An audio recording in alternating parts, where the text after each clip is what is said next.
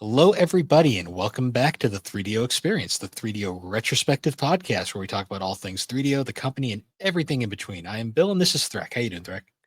I'm here, Bill. How are you? Uh, I'm tired. It's been 2 Same. days. And I dealt with a freaking sinus headache and got sick and all that. So I That's had the to leave worst. work. I had to leave work early today. They seemed okay with it. I'm assuming it'll be fine. I mean, by the time I left, there wasn't really that much work left to do, anyways. Mhm. So the only thing I missed out on was sneaking some content work.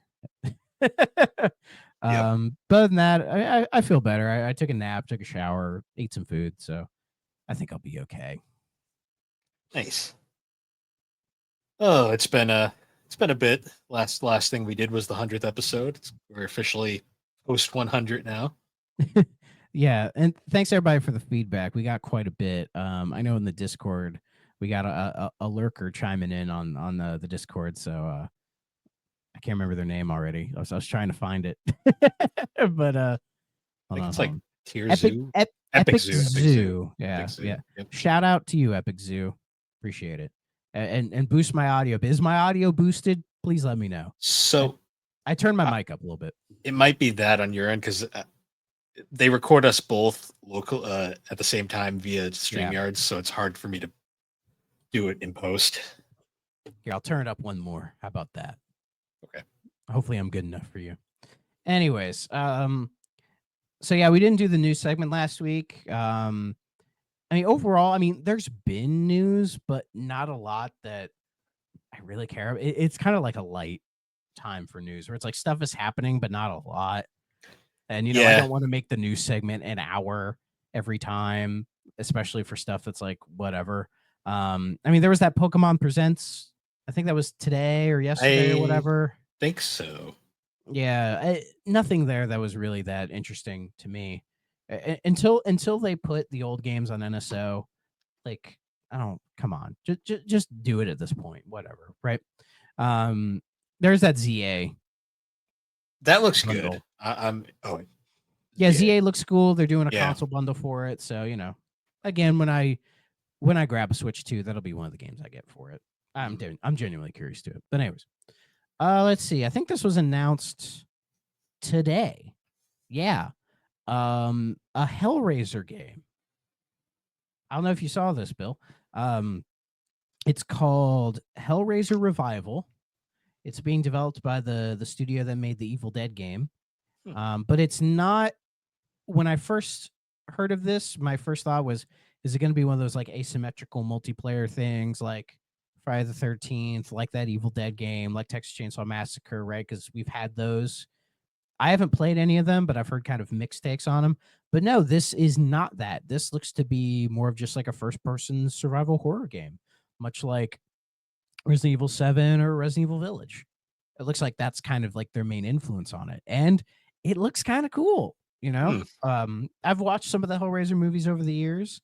I have an IRL buddy who loves them to death. So I'm sure he's really excited about this.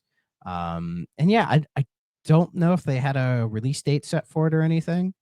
Doesn't look like it, but yeah, it looks pretty cool. Are you into the Hellraiser, Bill? Haven't really seen him, so it's not really something I'm super familiar with. You should. You should check them out.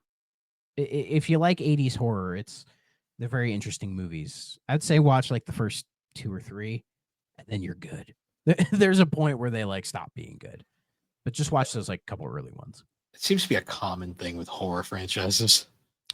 At least with say like Friday the 13th, like the quality is all over the place, but I think every movie is worth watching in that series. Um, I mean, I have like really strong opinions on the Halloween movies, so I won't go there now. But yeah, it's cool to see that they're doing this. And hey, if this does well, maybe we'll get some more like maybe they'll do more like single player based Hmm. games and for horror movies. I think that'd be really cool. Um, have you seen any of this like Crafton Subnautica thing going on? I heard about it. So I'm not going to get too deep into it, but basically, I think Crafton was like the owner of the studio that was making the Subnautica games, and they've been working on Subnautica 2, and they were promised a bunch of money in bonuses, I think, for getting the game out by a certain time. And I think it was like scheduled to come out in early access fairly recently, but then a bunch of them just got kind of fired prematurely, and then like, Crafton delayed the release and made a whole thing about it, and now there's a big lawsuit happening. The first thing I see is a Reddit post that just says, "Do not buy Subnautica 2." Apparently the whole thing, it just screams like really bad, that like Crafton promised a bunch of stuff to the developers to, meet certain deadlines. They were meeting those deadlines and they went, oh shit, we actually weren't going to pay you that, so they just fired them. That's what it looks like to me. It looks really shady and awful. Yeah. Which is a shame, because like I know people really like the Subnautica games. So not really for me, but that's mostly because the ocean's scary. I don't find the ocean scary. I find the ocean awesome and fascinating. It's interesting. The scary parts I think are cool, actually. I don't know. There's like creatures down there though. Like, what the hell? I like it. I think I think in an alternate timeline, I became a marine biologist, genuinely, because I've always had the fascination with the ocean and ocean creatures. So maybe it was due to SpongeBob, because I grew up on SpongeBob. I mean, obviously. So maybe that kind of fueled that interest in the ocean. Who knows? Maybe. But yeah, that's. I hope those people got fired. I hope they get their date in court and things go well for them. So yeah. Let's see here. Oh, the Mortal Kombat 2 movie trailer dropped. I saw that. It looks pretty good. I'm intrigued. I'm not sure if I'll see it in theaters, but I haven't seen the first one. Which, I mean, it add another notch to my, like, I love Mortal Kombat, but I've been super behind. Like, I haven't even really played Mortal Kombat 10. Like, everything before I have played, everything from 10 on, I still haven't played. That's my fault. The movies, I watched the two 90s ones. I watched them a bunch. So the good one and the bad one. Yes. Yeah, exactly. As a kid, I always kind of liked Annihilation. You watch it now, though, and you go, ooh. I think why I liked Annihilation as a kid was it felt closer to the games, because it feels like the first movie is just trying to be like a straight up martial arts type movie and is very light Mortal Kombat tinged. You know what I mean? Like in a way it's closer to Mortal Kombat 1, how it doesn't have that crazy art style that they would get later on. It's fairly down to earth. Whereas Annihilation goes for like that Mortal Kombat 2. Like, let's get a little more silly with it. And I think as a kid, I liked that. But yeah, watching it now, I'm like, yeah, this is just a bad movie. This is a very bad movie. It always reminds me kind of like, it's a weird comparison, but like Mortal Kombat Annihilation is like kind of like The Fly 2 to me, where it's like, I can see where like they were going here, but objectively it kind of misses the point of what made the first one so good. Yeah, exactly. I mean, and then that first Mortal Kombat movie that came out, I think some people liked it. It didn't make a huge splash. It kind of got screwed by, like, it was one of those many films that kind of came out in the middle of that. It was during COVID, I think. It was like the post-COVID like movie era where like a lot of films bombed because of obvious reasons. Because I remember like the Suicide Squad, not Suicide Squad, the good one that was made by James Gunn later. That one bombed because it came out during the COVID thing, even though it was pretty well received. People said it was better. I mean, it's not a high bar. It's not hard to be better than the other one. Jesus Christ. Yeah. I never saw that one though. But yeah, I feel like the movie industry is not really in a good spot post COVID, anyways, because people don't really want to go to the theater anymore. Like, people really weren't wanting to go to the theater before COVID, anyways, but we were just kind of used to that. But then, when COVID hit and then more movies were releasing digitally, like shortly after the theater, or some releasing day and date on streaming, or just straight up buying a digital version of it, like, and with the advent of like really nice TVs and really nice sound systems that you can get in your house, it's like, why bother going when it's a crazy price? Like, the snacks are overpriced and like people are just fucking awful there. It's ridiculous. Like, unless you're a big franchise, like a Mario, like a Sonic, like a Minecraft, Superman. like a Superman. I assume Superman's done well in the theaters. I still need to go watch it. It's already made its money back, and it's looking like it's gonna do a lot. It's Yeah, doing better domestically than overseas right now, which is interesting, but we'll see how that goes. whatever. But yeah, it's like unless you're like a big franchise movie in that regard, like you're not really making that much money. Like even like horror films, which always used to be like an easy return on your investment, they're not making as much money as they used to. Like some are barely breaking even. You know, like there was I think it was Sinners came out recently. Like that was like a big like original IP movie, had Michael B. Jordan and all that. I think it did okay. It did, I think, decently well. But I feel like if that movie was released in pre-COVID, it would have done a lot better. It You know what says I a lot. mean? Like when I went to go see Superman, I watched the trailers beforehand. Like I always like to watch the trailers, Yeah. and there wasn't a single one where I was like, I want to see that. It was most of them were like, huh, that's there, I guess. I think it's just movies and to some extent other entertainment mediums as well. It's become more of a like, I'll wait till I can view it at home. You know what I mean? That was how I Like watched say the Minecraft movie. like how like in like gaming, a lot of times people will say like, "Oh, I'll wait for a sale or I'll wait for it to hit Game Pass or PlayStation Plus or something like that." Right? Like it feels like with movies, it's a similar thing where it's like you can go to the theater and see it's like, that'll hit streaming or I can buy it digitally in a couple weeks anyways. I'll just wait, you know? I mean, I'm sure they're making decent money like when people buy these movies digitally, I would assume, you know, because like physical media practically doesn't exist for movies anymore, which is a shame. Um, but you know, that's a whole nother thing. So I don't know. I don't know. Yeah. I'm sure I have a feeling this one will do fine in the theaters. You know, like we're at this point now where it's like, oh, it's a big IP. Also, People the will go video see it. game movie curse is gone by this point. So Well, right now, video game it's complete opposite. Video game movies are what's holding the fucking movie industry up, is propping it up, like with the Sonic movies, with the Mario movie, the Minecraft. what? Like so many video games except for Borderlands, but like so many video game franchises are getting picked to make movies. Like the Zelda movie, it's been confirmed. They said who the actors are going to be for Link and Zelda, and they're going for like pretty, I forget their names, but they're going for like pretty young Unknowns. actor young unknowns, which I think is the right move for that. Hmm. Like let kind of like Zelda doesn't need, as they'd say, like stunt casting.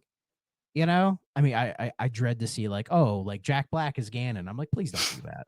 Please don't. Like let one of these movies like take itself seriously. You know, Yeah. and I hope the guy who plays Link, I hope he doesn't say a fucking thing the whole movie. He just goes, "Bap, bap." No, I hope he has one line and it's just "Excuse me, Excuse you, princess." princess. You know they're throwing that in the movie. Like Oh that yeah, line will be there, guaranteed. I hope But so. but yeah, it's just so weird to see like video games, which used to make all these dog shit movies from like Uwe Boll and shit. Like It's now they're insane that I popping up. think Sonic is the best Well, recently. it's the one that's had the most consistent success with the three movies.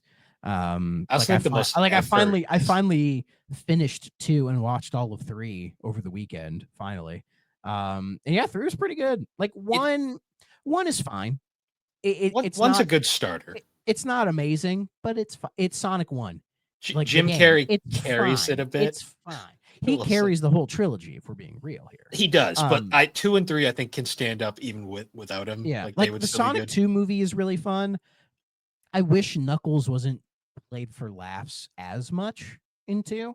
The I wish problem he is was that's just taken his a little. character now, unfortunately. I just wish he was taken a little bit more seriously. Like Especially because Idris Elba Idris. did a great Oh yeah, job, phenomenal.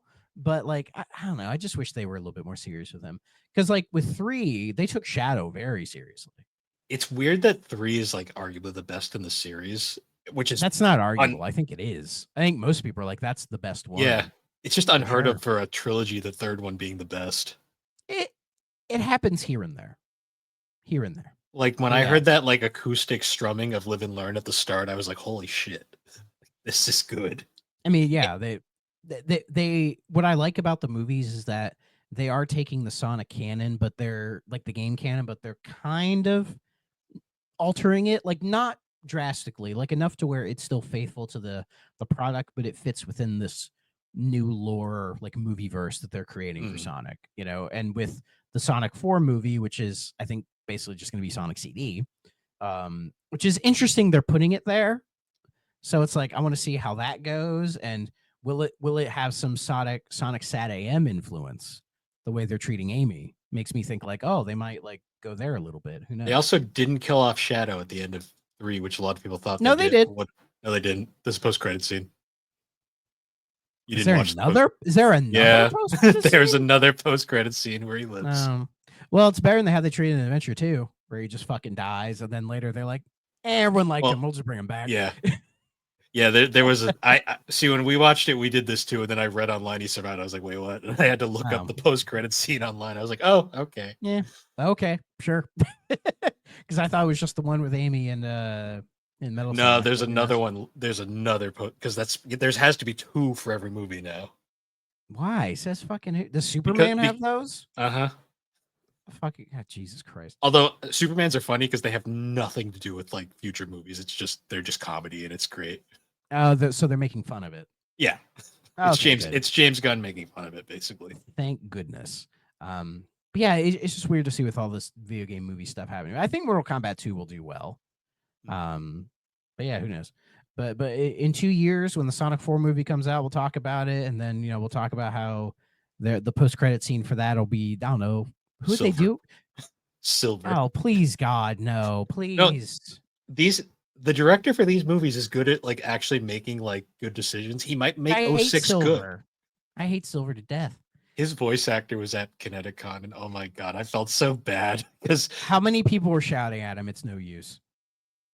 It was worse. So he was right in between Jason Griffith and Lisa Ortiz, the voices of Sonic, Shadow, and then Amy. Yep. They had lines. Nobody. I was like, that is just sad. You didn't have anybody? No. Wow. Well, the worst part was like the other 2, they had like all their roles like that they've been on, and there's a decent amount for each. He just had Silver. And I was like, is that all he's ever done? I think he's done like maybe a bit part here. I don't want to be mean, but he's not a great voice actor by any means. Hold on. Is he still Silver now? No, he hasn't. All the 4Kids guys have been replaced. It was Quinton Flynn for a while before Quinton Flynn got canceled. Okay, the current one for Silver is a guy named Bryce Papenbrook. Oh, he's Eren Yeager from Attack on Titan. That's funny. So are you referring to Quinton Flynn? Yeah, he was right after Pete Capella. Pete Capella was the original. Pete Capella.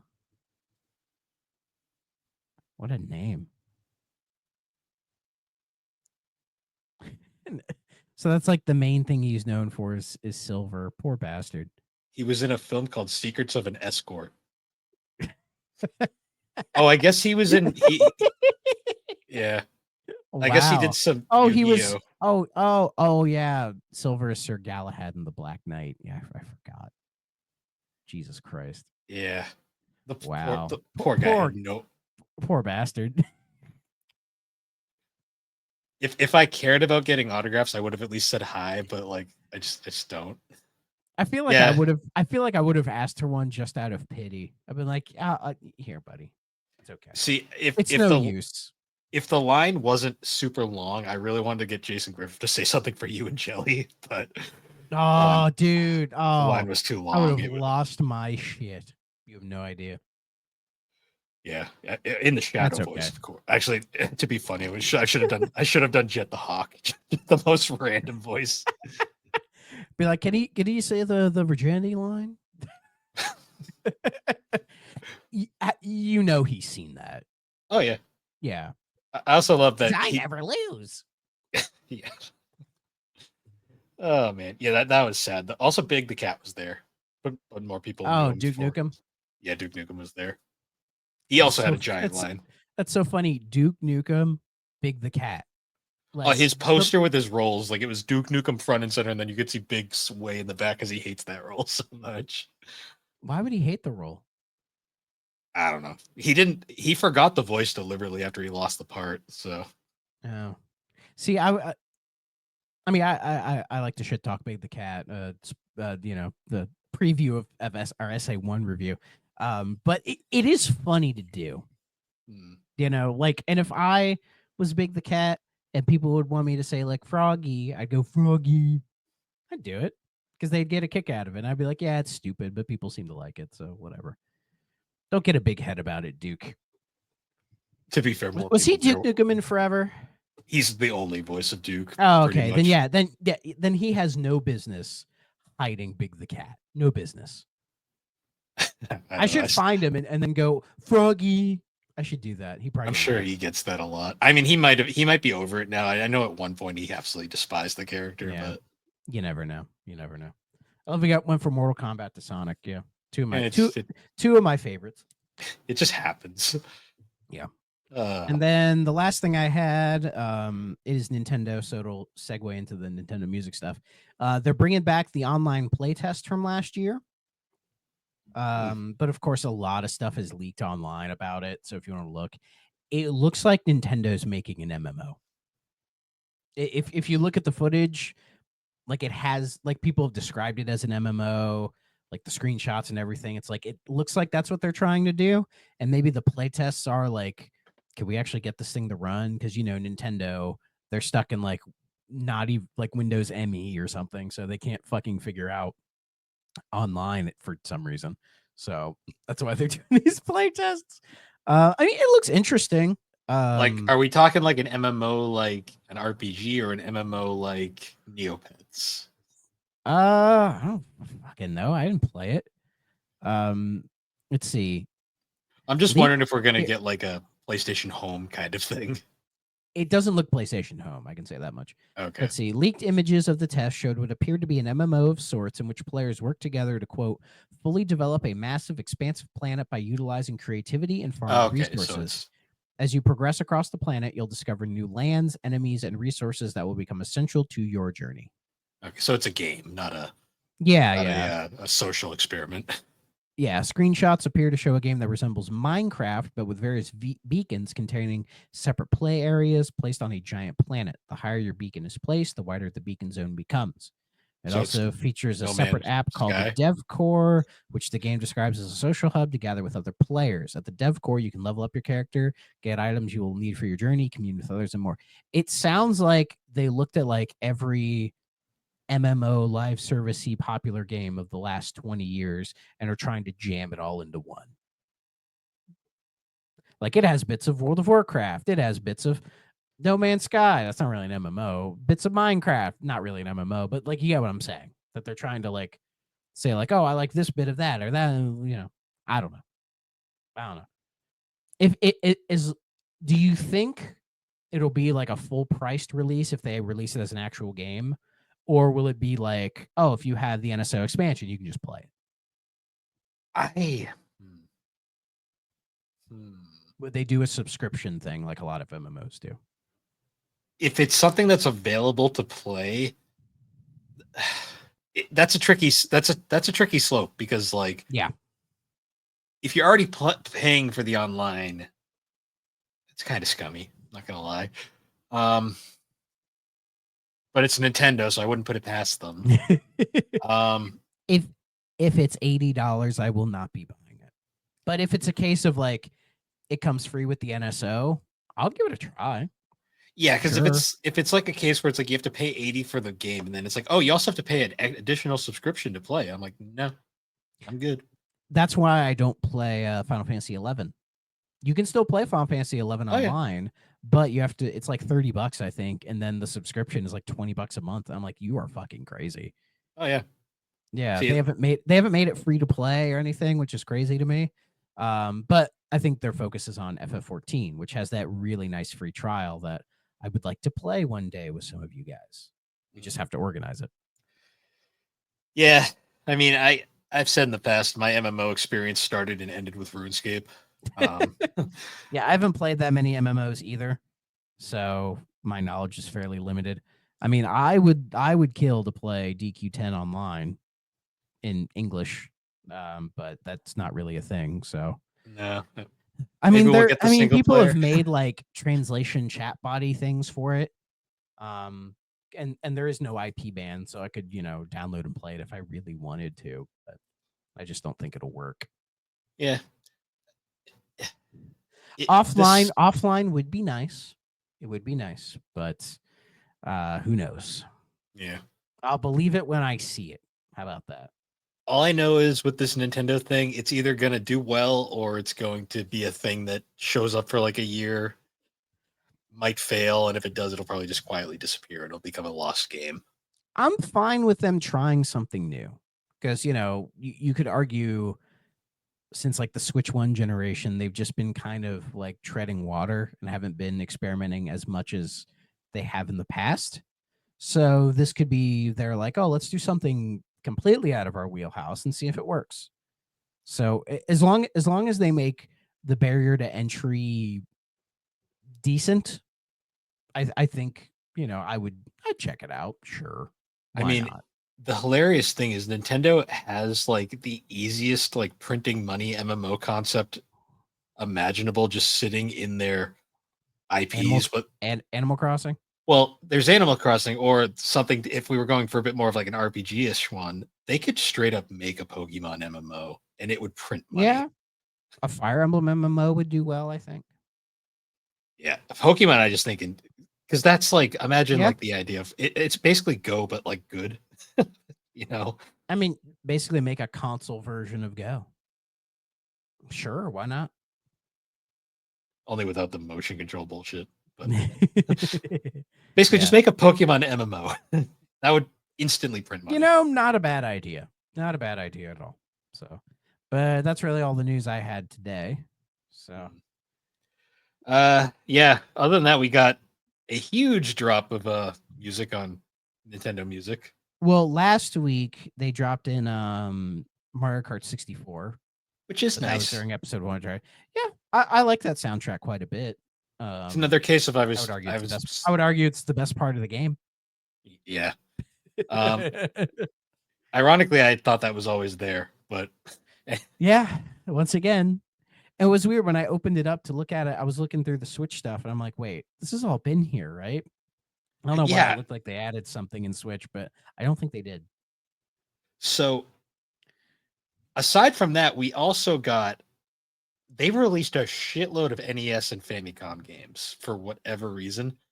Yeah, they dropped like, what was it, 26 of them? I'll go down the list real quick. We got Mach Rider, Gyromite, Stack Up, Wrecking Crew, Soccer, Ice Climber, Balloon Fight, Excite Bike, Clu Land, Urban Champion, F1 Race, Devil World, Donkey Kong 3, Hogan's Alley, Golf, Duck Hunt, Wild Gunman, Pinball, Tennis, Donkey Kong Jr. Math, Baseball, Mario Brothers, Mahjong, Go and Mahjong. Yeah, Go, yeah.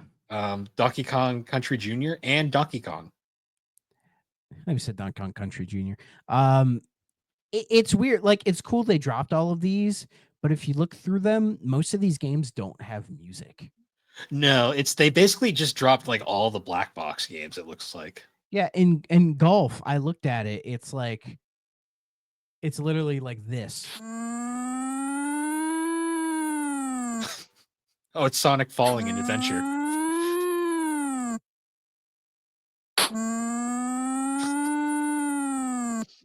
Riveting content. Out of bounds. Out of bounds. I know Golf on NES.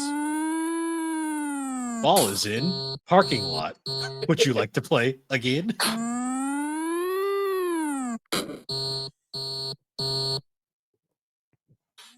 We still don't have fucking Earthbound soundtrack, but we got that. We don't have. We have 2 Game Boy Advance games. Yeah, only 2 GB. Yeah, fucking. I will say one of the black box games I think has a pretty solid soundtrack is Wrecking Crew. Like, bro, listen to this. It goes hard as fuck. What the hell?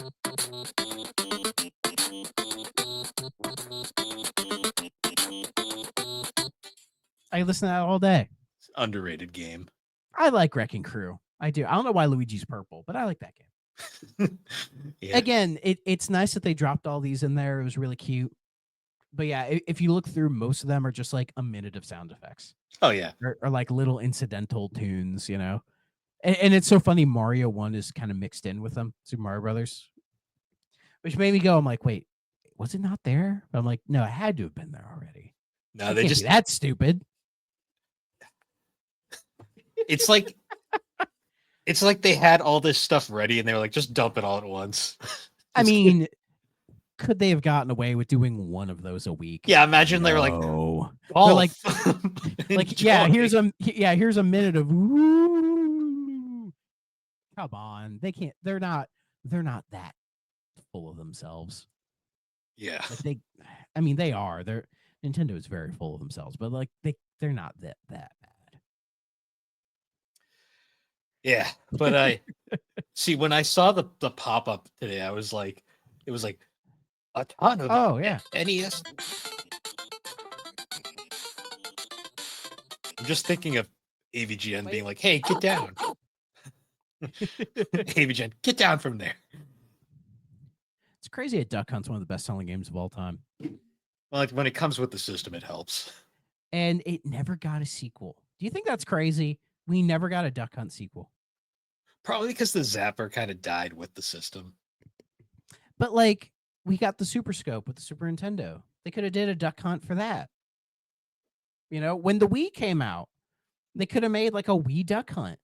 They had the balls to put the Duck Hunt dog into Smash, and they didn't bother just saying like, "Oh, here's like an eShop, like remake a Duck Hunt." Yeah, $10, go for it, kid. I'd have played that.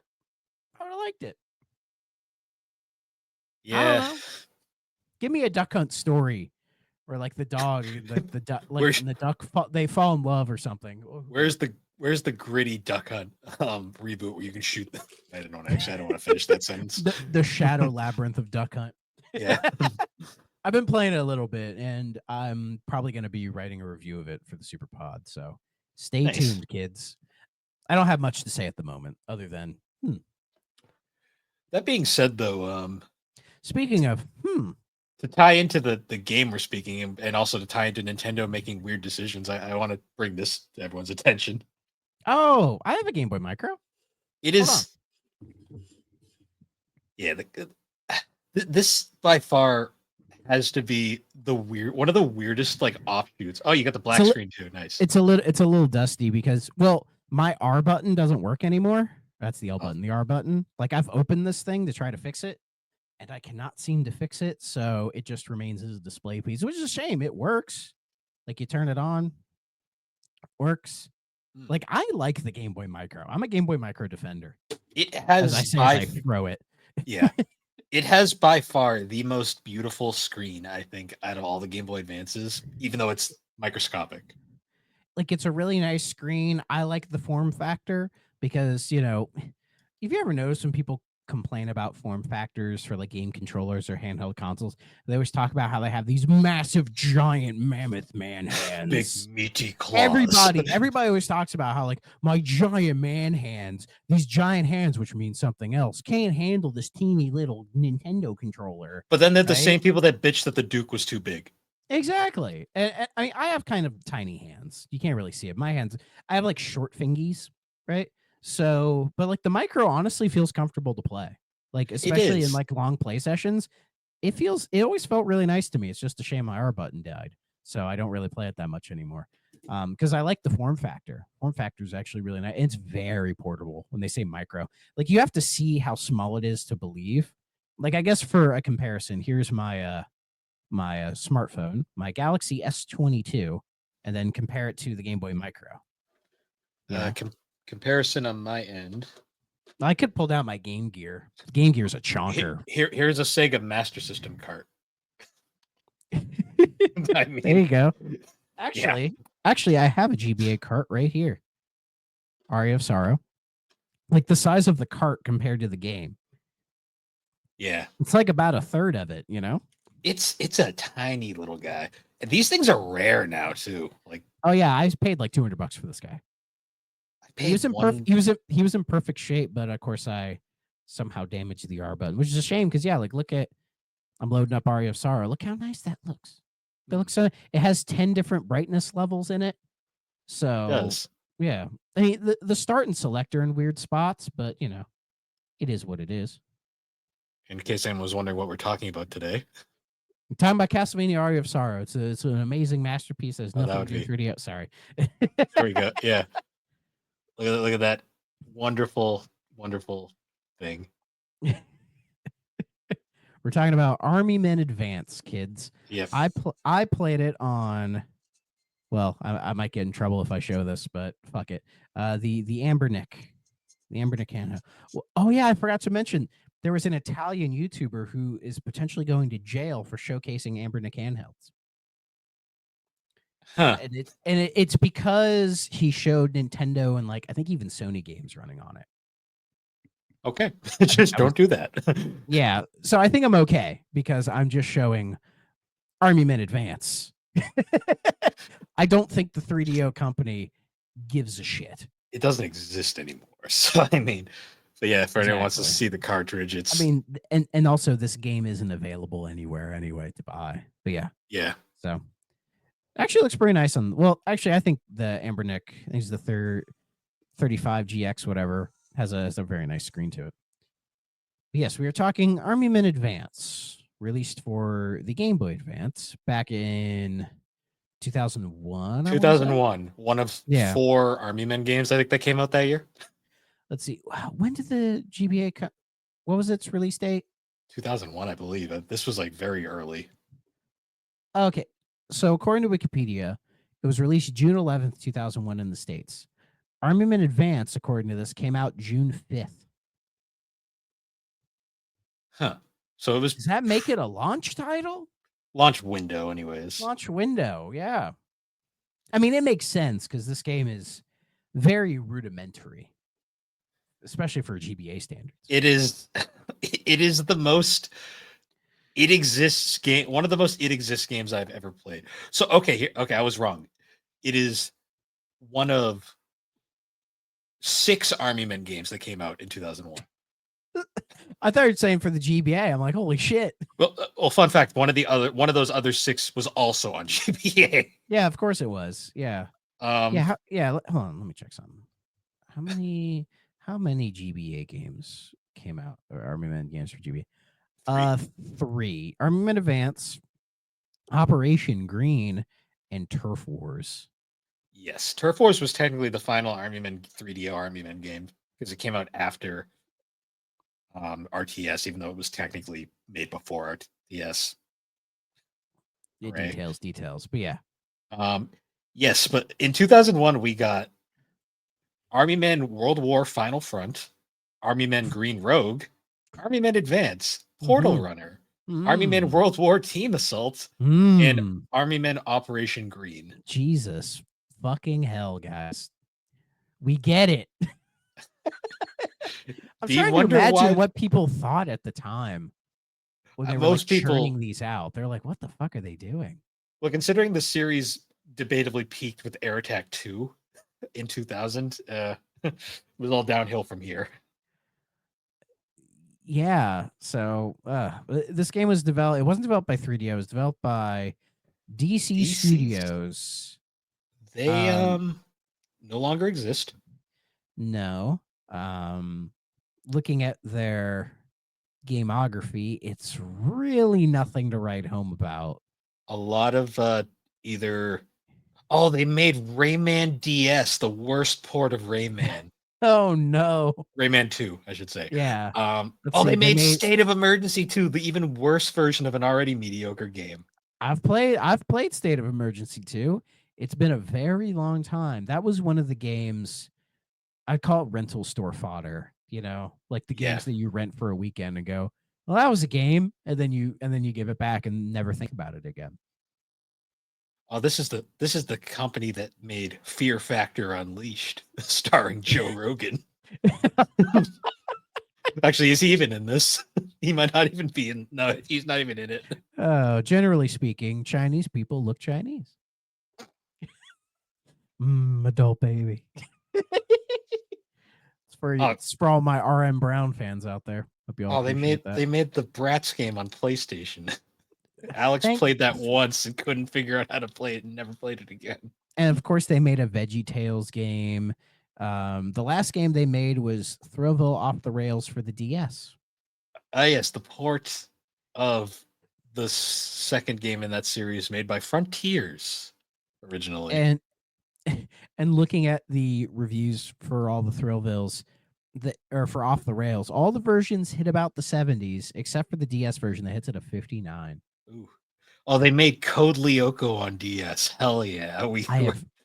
Dude, I haven't heard somebody say Code Lyoko in I don't know how long. That Well, was I used to watch Code Lyoko, and I didn't know what was happening, but I kind of liked it. It was one of those shows that you kind of watched because it was on. Yeah, absolutely. You couldn't agree more. It was French anime inspired. Oh, that explains everything. Did you know it got a sequel series, but instead of the animated segments, they just made it live action and it's terrible? No. Yeah. No way. They made it like a continuation of it, but they got rid of the cool animated sequences and just made it live action. I'm like, this is fuck, why? Why would somebody do that? Ugh, yeah, it was bad. Oh my god. Yeah, so DC Studios Stick to Asterix, guys. If you want French cartoons, watch Asterix. Or just watch Sonic Underground. It's about the same quality. Watch Sonic X. I'll defend Sonic X. No. Well, that was made in Japan, but watch the Donkey Kong TV series that was made in France. Yeah, it's iconic. Yeah, but looking at DC Studios gameography, like this might be their best game. It's definitely one of their most like known games, right? Yeah. And yeah, best games probably, because when I was playing it, it was very like, yeah, it's whatever. But for like Army Men standards, it was actually like kind of good. I mean, it was the most fine game I think I've ever played. Oh yeah, like it's very average. It's very plain. But again, looking at like compare this to Army Men 3D, it's like GTA 4 compared to Army Men 3D. Well, you actually can know what you're doing in this game. Yeah, like it's weird because like the first level is like hard for no reason because you have to like get out of the like your prison cell or whatever, right? And you're just kind of shooting people in this like office space type deal.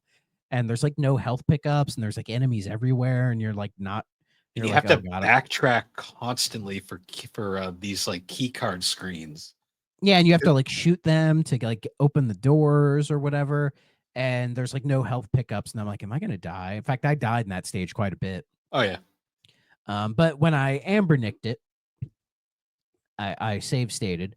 I think I save stated maybe once or twice in that level and then got through just fine. And then after that, game was a breeze after that. Like no real. In fact, I think the challenge was more kind of fair because like health pickups would start appearing more. You find other weapons here and there, which is cool.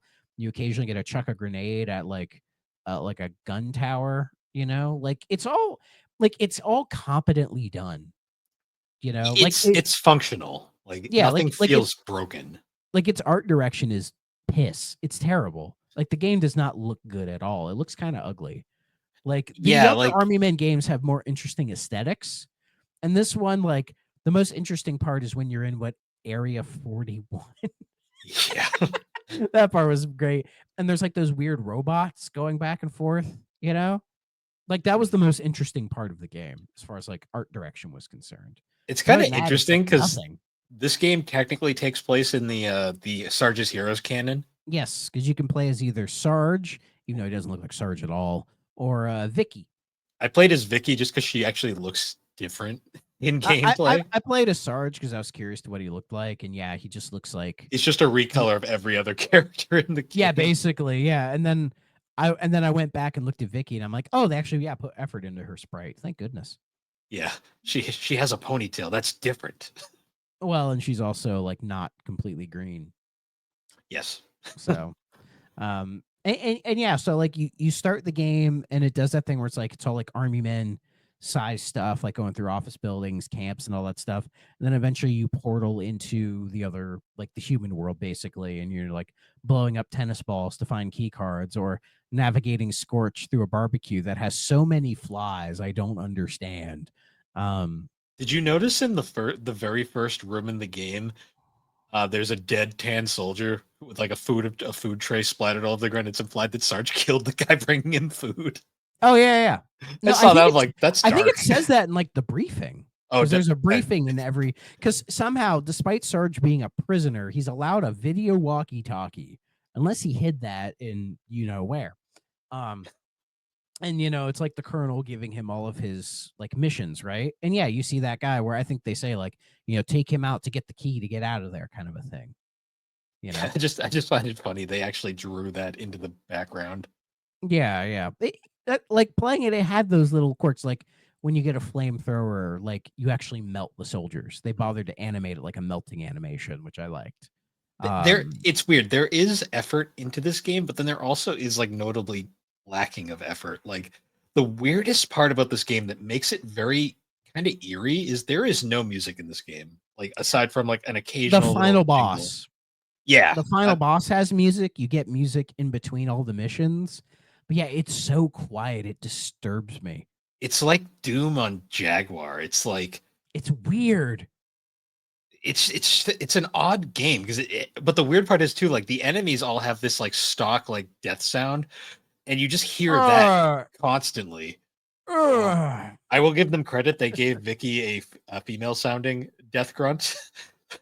Just, yeah, I mean, I wouldn't put it past me to give her the male one because I could see companies are lazy enough that hey, we gotta get these. Hey, we have like 5 of these to churn out. Let's get them done, guys. I know, right?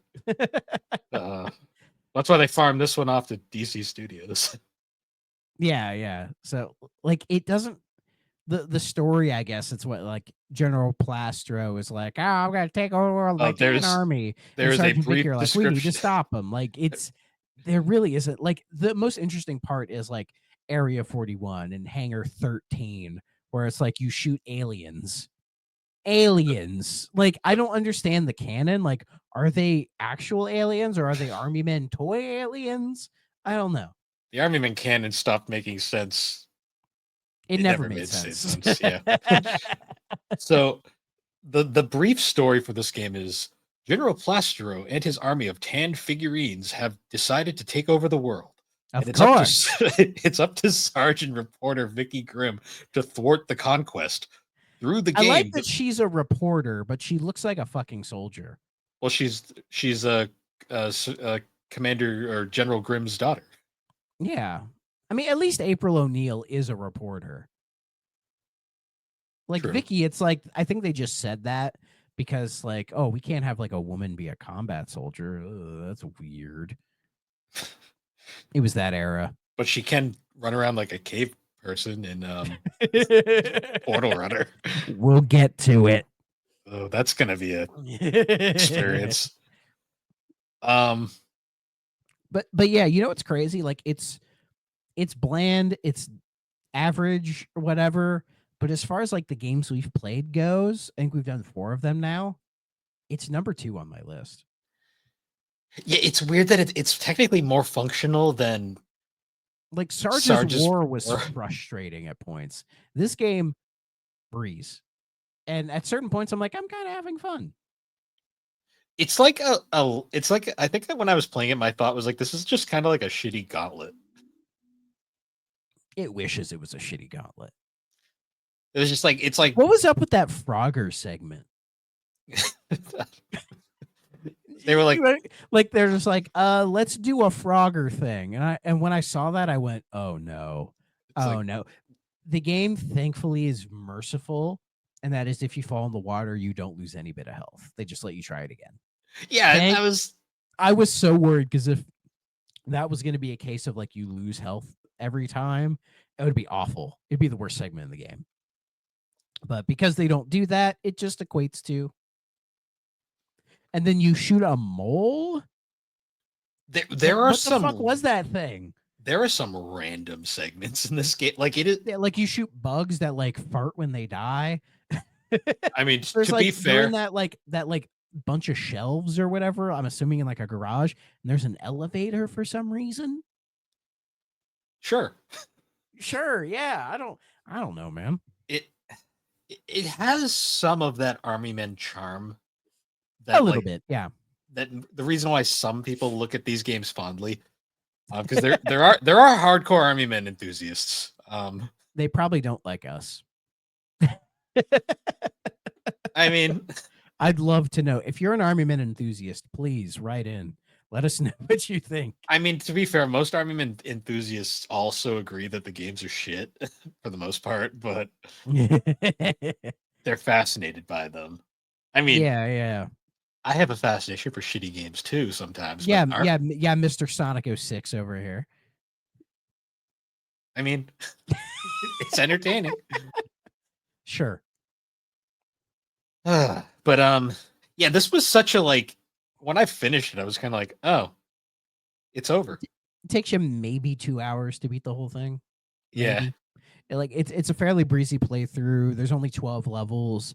You get a password in between each of them. So yeah, there's no saving, but and most of them are fairly short. Like the only ones I had issues with were the very first level because it kind of like makes it really hard at the start. And then after that, it's kind of no problem. But then the final boss was surprisingly kind of difficult because it's General Plastro or whatever, and he's in like a UFO with these like segments that you have to shoot, and then you destroy those, and then it's just his little capsule, and his little capsule is a bullet sponge. Like I found a spot where if you sit somewhere and he's like kind of hovering in like the top corner of the screen, he'll never come down. And like I found a spot where it's like he never leaves that spot and his bullets never even come near you. And I just sat there and just shot the.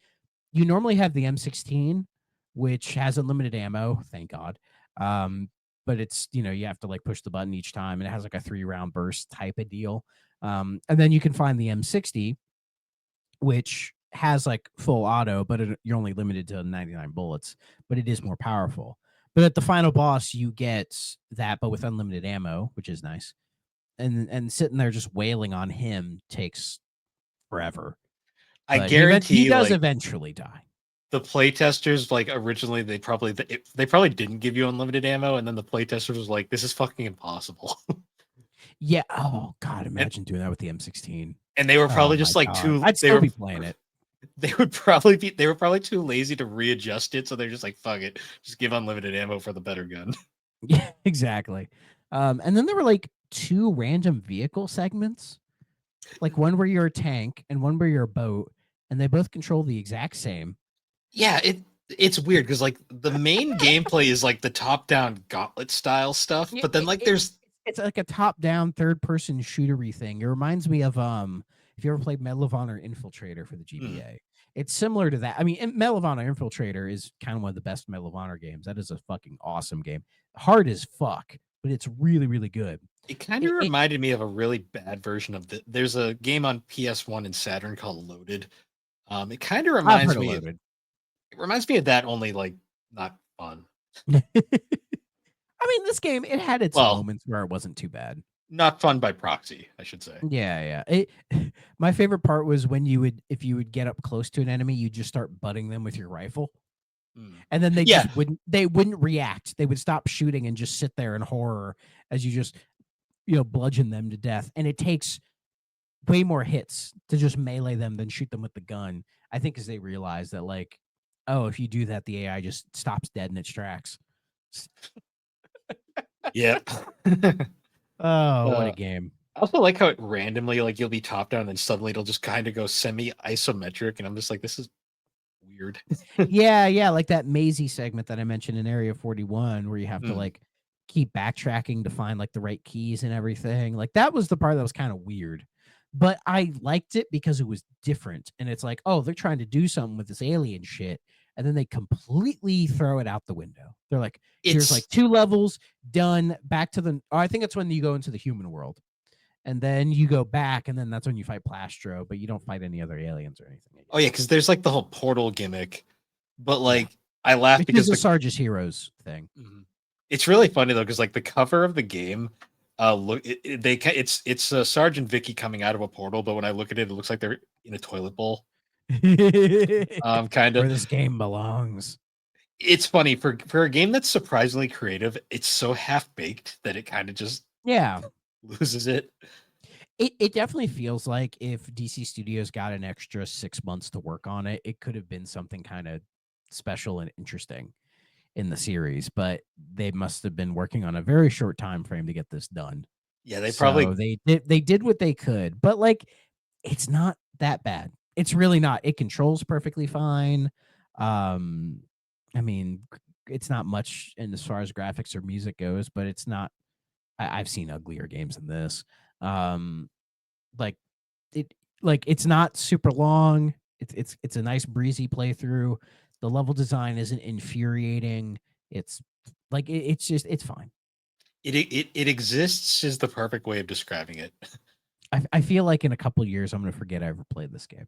Probably. I mean, I played this when I first got it like 5 years ago, and I remembered nothing of it. So Yeah, it's just one of those games. So review wise, it's actually really fascinating. The game has a Metacritic of 57, which is expected. Sure. You know what? I think that's fair. What's really funny though is like the actual individual reviews are interesting. There is 3 7 out of 10s. I mean, I guess. Do you want to know which companies gave it 7 out of 10? Eurogamer, Game Informer, and IGN. GN. Like, what an oddity there. That means this is one of the highest ranked IGN Army Men games because they gave most of them shit scores, I think. Yeah. I'm like sitting here, I'm like, I'm like, okay, IGN. Is the review still up? Probably. Let me check. Yeah, it's probably. What's really funny though is I have to read this one just because it's actually quoted on the Wikipedia page. It was written by a man named Craig Harris. Oh, I've heard of Craig Harris. Yeah. His last review for IGN was Starlink in 2018. Oh, yeah. So I don't think he's there anymore. Let's see. It says 3DO's Plastic Heroes hit the screen in a better than expected action title for the Game Boy Advance. I kind of agree. It's better than I thought it would be. Yeah.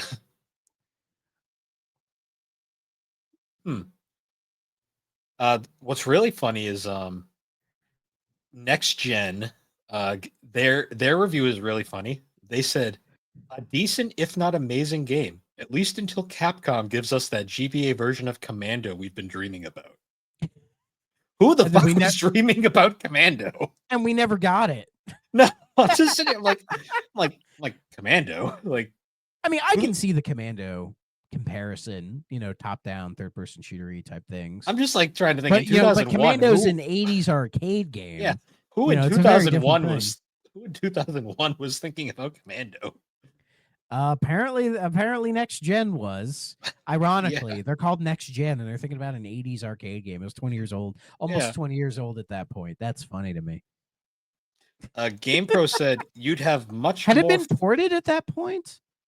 I think its most recent port at that era was what, the NES? I think so. I guess, yeah. What's funny is GamePro, their review. You'd have much more fun playing with genuine plastic army men than wasting your time in this virtual ghetto while straining. Yeah, that's a phrase right there. While straining endlessly to obtain just the right. Oh yeah, because it's the. Oh, this is great. While straining endlessly to obtain just the right light on the godforsaken Game Boy Advance screen. I mean, that original GBA screen is like, we put up with this? Yeah, I know, right? Also, the ending. I don't blame them on that one. The ending line of the review: "This is for franchise fanatics only." Yeah, they know. Even then, they were aware. Let's see. Oh, yeah. Oh, there's a verdict bit at the end of the IGN review. It said, this game is a decent first shot on the Game Boy Advance, but it does feel a bit rushed. It has a few glitching problems when the screen fades in and out, and the ending after playing through the levels is very unsatisfying. I agree. Still, I'm looking forward to DC Studios' next game on the handheld, as their first isn't too bad at all. I think that's fair, But what was their next game after this? It was Salt Lake 2002. They're only going up. I sense big things out of these boys. Let's see. Yeah, there's that French one. I mean, I'm surprised a lot of these are still up. Like, there's that French one that gave it a 14 out of 20. They gave the graphics a 14, playability a 13, lifetime a 12. Lifetime. The game can be completed in just a few hours, which is why it's essential to play on hard difficulty and only on hard difficulty. Oh yeah, there is a difficulty select. Yeah, I just play on normal. Additionally, codes allow you to restart your game at each level. Like, well, okay. Soundtrack was a 12. A 12? What soundtrack? What the fuck are you talking about? There is a composer listed for this game. I mean, somebody had to make those like little tunes, those little things. Thanks to its friendly atmosphere and colorful execution, Army Men Advance is one of those games that what color? Careful execution. Oh, okay. Sorry. I think careful is one of those games that always leaves you wanting more. Unfortunately, it's too quickly over and you're left wanting more. I don't know if I agree with that. Would I want to play more than 2 hours of this? I think 2 hours is fine for what it is. Let's see. GameSpot. Kids will likely enjoy its simplicity, but will find it difficult to complete several areas of the game's goals due to the irritating hit detection and cramped areas. I never had issues with hit detection. No, the hit detection was fine. It sounds like they just played the first level and was like, this level's hard and stupid. It is. They couldn't beat the first level and they based the review off of that alone. That would be funny if that was the case. That would be hilarious. Let's see. There's the Game Informer one that's on the Wayback Machine. Let's see. Oh, it's a short one. Army Men Advance is a simple game based on simple toys. Mindlessly killing people can be cool, especially when the premises are straightforward. But the villain here is the controls, per usual. They're made of plastic. They're made of plastic. Per usual for an AM title. AM. I was running around frantically in order to aim properly. Holding down the R shoulder button fixes your orientation, but oftentimes you're so surrounded by foes it's not practical. What do you mean orientation? I wish the environment. Did the reviewer play the right game? I wish the environments were as cluttered with scenery. There is little here that pushes the handheld's known power. Multiplayer, that's MIA. Yeah, there isn't a multiplayer mode or anything there. You're asking for a lot at that point. Let's see. The gunboat level, Frogger-like interlude, and weapons, machine gun, flamethrower, etc. The etc.'s grenades are nice touches. Maybe if DC Studios fixes things up here and there, the next Army Men GBA Tour of Duty may be fun. Holy cow, did I just ask for another Army Men game? Don't tell Matt. Okay. These reviews are amazing. Game Informer's reviews back in the day were hilarious. I love the start. Very tongue in cheek. I kind of dig it. I just love the start. Killing is wrong. It's like they're made of plastic, sir. It said mindlessly killing people can be cool, especially when the premise is so straightforward. But even still, it's like they're not real. Anyway, we have a second opinion from Mr. Andrew Rayner. Why do I know that name? I think what he says is, I would agree. Hath the Lord forsaken thee? As hard as it may seem to believe, Army Men Advance is actually decent. The combat is a tad cumbersome, but the animation is superb and the environments are as colorful as can be. Sure. I guess. It's funny seeing how all over the map these are. There is an EGM review, but it just pulls me to like a PDF of that issue, and I'm like, am I really going to go through this whole issue to try to find it? I mean, I can if you want me to. Let's see. I'm curious who made the next Army Men GBA game, and it was not DC Studios. So. Yeah, it was not. It was Pocket Studios. Pocket Studios. They don't have a Wikipedia page, so they're even more. They must be a small studio. They can fit in my pocket. Ironically, we'll get to Operation Green later, but apparently Operation Green is actually a bit more in line with the classic Army Men games. We shall see. We'll get there. But let's see here. I'm just looking through. Oh, they're advertising Final Fantasy Chronicles in here. I mean, this is just a straight up EGM from like 2001. 91. Paid 91. Are these things that fucking big back then? Probably. Oh, I saw a Dreamcast ad and I got a little sad. I'm like, oh, we hardly knew thee. R.I.P. R.I.P. R.I.P. the legend. And of course, it being a PDF, I can't really skip through, or I can't like Control F find. Oh, I found it. They gave it a 4. Let's see. Visuals, they gave a 5. Sound, a 6. Sound. Ingenuity, a 5. Replay, a 3. They really like those death grunts. Ugh. Ooh.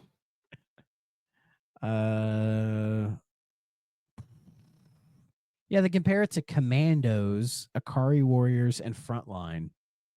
Those are the winners. Sure. Yeah, it's a whole thing. I'm not reading the whole. It's not a super long one, but I don't really want to read it. Oh, Bomberman Tournament. That was fun. Oh God, the Pitfall Mine Adventure GBA port. That is a terrible port. I wish I owned more old magazines. One thing I will give Army Men Advance credit for is, despite being an early GBA title, it does not have a washed out color palette. No, it doesn't, which is nice. It's aged very well, unlike some early GBA games like Pitfall the Mine Adventure, which looks like ass. That's why Castlevania Curse of the Moon looks so good, because it was, yeah, they made it with a normal color palette. The only problem is you couldn't see it fucking anything. But it aged well. It's the same with like Dead Rising. Like when at first you couldn't see the subtitles, but now it's like it's aged perfectly well.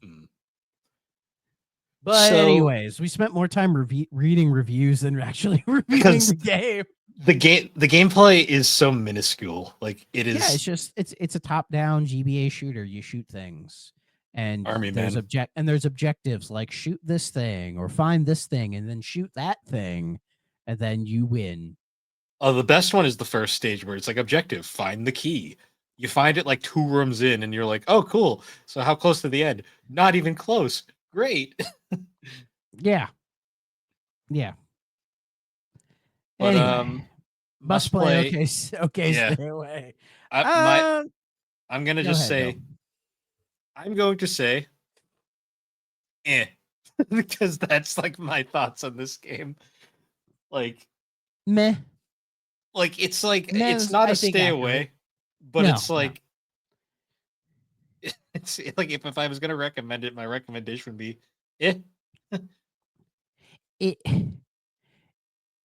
if you want to play it, it's only like 1 to 2 hours. It won't take you long. You'll play it and go, okay, and you'll move on with your life. But yeah, meh, it's fine. When you inevitably find it in a GBA bargain bin for $1. If you legit see that cartridge for like $2, there are worse things to spend $2 on. I don't think it's that cheap, but if you do find it and it's a good price, I mean, there's worse GBA games you could buy. Oh God, yes. Oh, don't get me started. There's some dog shit on the GBA, but this isn't dog shit. I'm glad it wasn't dog shit. Genuinely, I'm glad. It made it a tolerable experience. It's like so okay. It's average. It's just it exists. According to price charting, loose, it's $9.61. Inflation, man. Retro game collecting. Because I'm looking at like at certain points, it was like under $1, and I was like, yeah, for like $1.50, fuck yeah, hell yeah, baby. But now it's like that doesn't exist anymore. Yeah. If you see it for $5, you'll be fine. Or just emulate it. I don't think 3DO will care. Do what I did, emulate. Yeah. And when I emulated it, I had a turbo on for the shooting, which definitely made the game more tolerable, especially those boat segments. If you turn on turbo, you just nothing. Oh man. But yeah, so this was a shorter one, I'll say. Yeah, and so far, if y'all are curious, my current Army Men ranking for all the games we played: at the bottom, 3D; above it, Sarge's War; above it, Army Men Advance; and at the top, RTS. So that's my current ranking. And that's perfectly fair. Yeah. I think some people would swap Sarge's War and Advance. Well, some people would put 3D a lot higher, but no. They haven't played it probably in a long time. They're not me. Yeah. I forget where I ranked it in my ranking. Eventually we'll do a whole Army Men tier list. That'll be fun. Yeah. But before we do closeouts, how's the next episode of Threck Ops going? I've beaten the game. I haven't had a huge amount of time to work on the script and recording and all that, but hopefully it'll be out early next week. That's what I'm Nice. shooting for. So stay tuned, y'all. Because Nice. in my like doing research on it, I found a lot more than I was expecting. But you'll see. I look forward to giving it a listen, and the link for that will be down below in the description of the episode. And with that, everybody, once again, thank you for joining us on the 3DO Experience. You can find the 3DO Experience on all the major podcasting platforms, particularly Apple Podcast and Spotify. And be sure to check us out over on the Superpod Network. That's superpodnetwork.com. Awesome site featuring a whole bunch of awesome podcasters, videos, blogs, whole bunch of cool stuff. Yeah, and with that, everybody, thank you for joining us. We will see you all later. Bye bye.